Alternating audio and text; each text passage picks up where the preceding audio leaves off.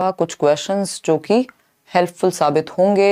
Standard questions हैं, mock test में भी पूछे हैं केवीएस ने, तो इट्स इम्पॉर्टेंट कि हम इनके कॉन्सेप्ट को समझ सकें, क्वेश्चंस को अच्छे से समझेंगे, थोड़ा सा समय लगाएंगे क्वेश्चंस पे, पोल आपके सामने आएगा और आप जवाब देंगे। ठीक, कल की क्लास कोशिश करेंगे कि 7 या 8 बजे से शुरू कर दें ताकि आपका हम नंबर ऑफ क्वेश्चंस ज्यादा कर पाएं।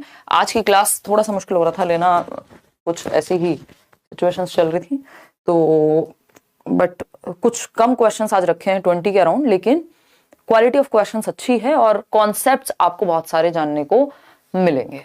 ठीक ना, तो ये एक बात हुई और होपफुली अभी 64% लोग ए ऑप्शन कह रहे हैं आंसर में। फटाफट से चेक कर लेते हैं। क्वेश्चंस की क्वालिटी अच्छी है, सिलेबस से है ना। ठीक है भाई, अगर देखो समस्या हो रही है ना जिन भी लोगों में, समझती हूँ थोड़ा सा इनकन्वीनियंस की समस्या हो रही होगी, तो या तो उस केस में, बट वही है, लाइव भी देखना जरूरी है। चलिए खैर समझते हैं, कल से आपकी क्लास फिक्स करेंगे। In learning assessment is essential for, तो ये कितना इजी है। 70% लोग क्यों, इसमें 95% लोग सही क्यों नहीं दे रहे जवाब, है ना।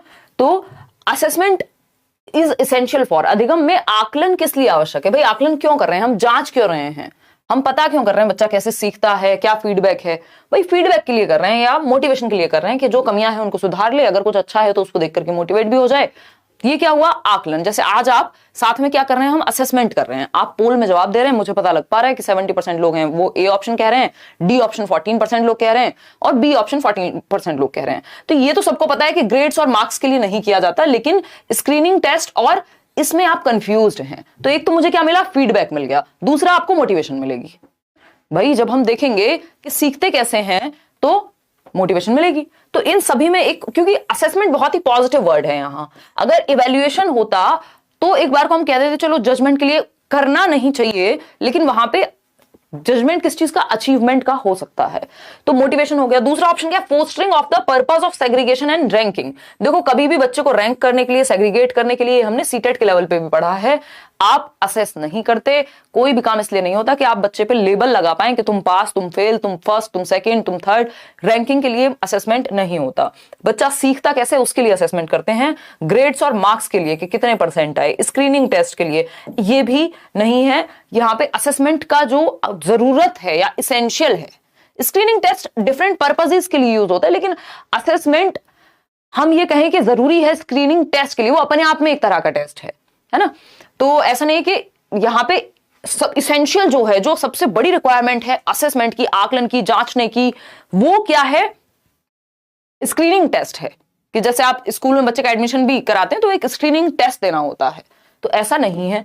ठीक, ये भी गलत, ये भी गलत, ये भी गलत। एक ही ऑप्शन पॉजिटिव है, बच्चे के हित में है, वो है मोटिवेशन।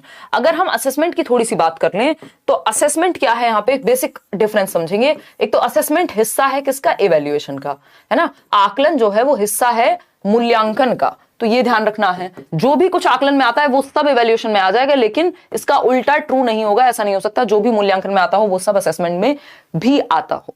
ठीक, ये बेसिक डिफरेंस है। ये जजमेंट के लिए जनरली किया जाता है, और अगर किया जाना चाहिए ये बात नहीं है। यहां पे फीडबैक या बच्चे सीखते कैसे हैं उसके लिए, ड्यूरिंग टीचिंग लर्निंग प्रोसेस कैसे सीख रहा है बच्चा। ठीक, अभी हम असेसमेंट ट्रायंगल भी पढ़ेंगे आगे चल करके, अभी ये शुरुआत है। ये एकदम ट्राई बॉल जैसा क्वेश्चन था, बहुत इजी क्वेश्चन था। इसका नेक्स्ट क्वेश्चन देखिएगा एक बार। क्वेश्चन नंबर 2 है आपके सामने, पढ़िएगा। क्वेश्चन नंबर 2 क्या कहता है, क्वेश्चन नंबर 2 क्या कहता है ये देखिएगा, और लाइक शेयर भी साथ में करते रहिएगा, चलते रहेंगे, समझते रहेंगे। फॉर्मेटिव और सबमेटिव असेसमेंट होता है। फॉर्मेटिव जो है वो फीडबैक के लिए और सबमेटिव जो है वो जजमेंट के लिए। मैम केवीएस पे स्पेशल लिंक ओपन करा दीजिए ऐप पर। कैसा special link, I think admission अभी ओपन ही होंगे, अब बंद होने में एक आध दिन तो हो गई। नहीं नहीं, हाँ और बताओ। हाँ, tomorrow is my friends birthday. यार बर्थडे विशेष तो आज बाद में ले लेना, अभी तो थोड़ा सा पढ़ लेते हैं। आज अंत तक जो ये 20 क्वेश्चंस हैं, क्वालिटी क्वेश्चंस हैं, इनको समझेंगे अगर तो बहुत सारी चीजें। मेरी कोशिश ये है कि टॉपिक्स आपके क्लियर हो जाएं, जो सिलेबस से रिलेटेड चीजें हैं, चाहे वो करिकुलम हो चाहे वो अदर चीजें हो, है ना। और कल थोड़े ज्यादा क्वेश्चंस करेंगे, तो हो सकता है 9 बजे ही शुरू करें, बट क्वेश्चंस की संख्या ज्यादा होगी तो कल थोड़ा सा आप लोग तैयार होकर के बैठिएगा। हो सकता है 8 बजे भी लगा दें क्लास। फर्स्ट का ए, तो हम कह सकते हैं फर्स्ट का ए जो लोग कह रहे हैं, देखते हैं एक बार। Our teacher uses the exploratory approach, use of manipulatives and involvement of students in discussion while giving the concepts of mathematics. She uses this strategy too. तो ये केंद्रीय विद्यालय की वेबसाइट पे मॉक टेस्ट में भी गिवन है क्वेश्चन। तो ऐसा नहीं कि किसी और सब्जेक्ट की बात नहीं कर सकता पेडागोजी में। पेडागोजी मतलब पढ़ाएंगे कैसे, art of teaching, science of teaching. Pedagogy का मतलब ये नहीं है कि वो आपसे ये बात नहीं कर सकता कि किसी और सब्जेक्ट के बारे में जरा भी बात ना हो, तो आपकी सीटेट की नॉलेज भी यहां काम आने वाली है। तो एक शिक्षक गणित के संप्रत्यों को सिखाते हुए खोज परक उपागम का उपयोग करती है, विद्यार्थियों की व्यावहारिक क्षमताओं का उपयोग करती है और उन्हें चर्चा में शामिल करती है।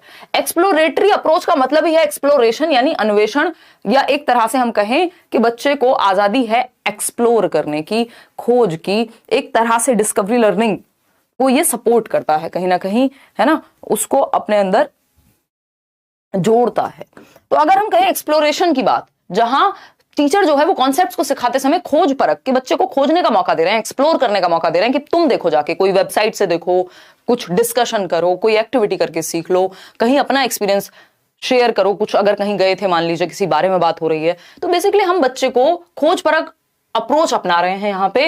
Use of manipulatives and involvement of students in discussion while giving the concepts. अब यूज ऑफ मैनिपुलेटिव्स क्या है, बॉडीली वो एक्टिविटी करके, मूवमेंट करके किसी एक ब्लॉक या कोई भी एक टीचिंग लर्निंग मटेरियल पर फिजिकली एक्टिविटी करके सीख सकता है।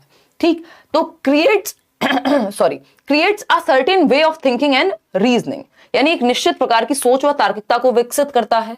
या फिर achieve the narrow aim of teaching mathematics. Narrow aim आपको याद ही होगा, है ना, कि हम ये चाहते हैं कि बेसिक कैलकुलेशन सीख ले, डेली लाइफ में बेसिक एप्लीकेशन सीख ले, है ना, ये सारी चीजें। लेकिन ब्रॉडर एम क्या है, आपके उन नोट्स में भी गिवन है। ब्रॉडर एम ये है कि भैया उसका थॉट को हम मैथमेटाइज कर पाए। Achieve the higher aim of teaching mathematics, develop manipulative skills among the students. अब मैनिपुलेटिव स्किल्स होती हैं एक तरह से कि हम बच्चे को बॉल फेंकना सिखा रहे हैं, कुछ फिजिकल एक्टिविटी से रिलेटेड सिखा रहे हैं हम उसको, ठीक है ना। तो यहां पे सबसे बेहतर जो है वो है कि create a certain way of thinking and reasoning, एक निश्चित प्रकार की सोच व तार्किकता विकसित करने के लिए, एक अलग तरह का माइंडसेट प्रिपेयर करने के लिए हमें तैयार करता है। क्या वो है आपका एक्सप्लोरेटरी अप्रोच। अब एक्सप्लोरेटरी अप्रोच में क्या क्या चीजें आती हैं ये थोड़ा जानना जरूरी है, क्योंकि हमें सिर्फ क्वेश्चन नहीं पढ़ना, इसके आसपास की चीजें भी करनी है। अच्छा, कई लोग इसलिए भी परेशान होंगे कि हाय रे, वाइस प्रिंसिपल का पेपर हो गया, प्रिंसिपल का पेपर हो गया, बहुत मुश्किल ये वो। देखो, प्रिंसिपल और वाइस प्रिंसिपल के एग्जाम से आप अपने पीआरटी या टीजीटी को वैसे भी कंपेयर नहीं कर सकते, उसमें अंतर हमेशा रहता है, वो एक लेवल अप ही होता है, ठीक है ना। और ये अभी होने वाला है, ऐसा कंफ्यूजन या ऐसी भ्रांतियां या कुछ हद तक चलो सही भी है, क्योंकि लैंग्वेज केवीएस के एग्जाम की अच्छी रहती है ना। तो इस लेवल ऑफ क्वेश्चंस ऐसा नहीं है कि खराब होता है, बट अगर आप कॉन्सेप्ट पे स्टिक करते हैं तो वही आपके हाथ में। तो उस केस में बहुत ज्यादा परेशान नहीं होना, और अपना शांति से जो आप सिलेबस पे स्टिक कर सकते हो, जितना एक्स्ट्रा पढ़ सकते हो पढ़ते रहो, प्रैक्टिस यहां कर सकते हो, साथ में कहीं और कर सकते हो, वो करो। बट ये मत सोचो बहुत कुछ अलग दुनिया से अलग आ रहा है पेपर में। अगर दुनिया से अलग आ रहा है तो वो तो फिर कोई भी नहीं कर पाएगा ना, दुनिया से ही अलग है फिर वो। ठीक, चलिए खैर देखते हैं कैरेक्टरिस्टिक्स ऑफ एक्सप्लोरेटरी लर्निंग, यानी ये जो खोज की हम बात कर रहे थे, इसमें इसकी विशेषताएं क्या हैं। एक तो ओपन एंडेड लर्निंग ऑब्जेक्टिव्स होते हैं, यानी लर्निंग ऑब्जेक्टिव्स जो उद्देश्य हैं सीखने के, वो बच्चे के हिसाब से तय होंगे, या हम कहेंगे उसकी नीड के अकॉर्डिंग, या फ्लेक्सिबिलिटी उस पर होगी। क्लियर है, कोई दिक्कत नहीं है, कोई परेशानी नहीं है। हाँ, क्लियर है इतनी बात।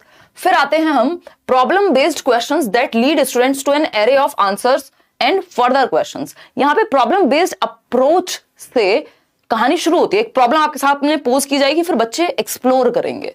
ठीक, student choice in the sounds and instruments they are exploring, जो भी बेसिकली वो इंस्ट्रूमेंट एक्सप्लोर करना चाहते हैं, जिस भी फील्ड में वो एक्सप्लोर करना चाहते हैं, वहां उनकी चॉइस होती है। एक तरह से कंस्ट्रक्टिविस्ट अप्रोच है, यानी रचनावादी उपागम है, जो कि आपके सिलेबस में भी गिवन है। Cognitivist behaviour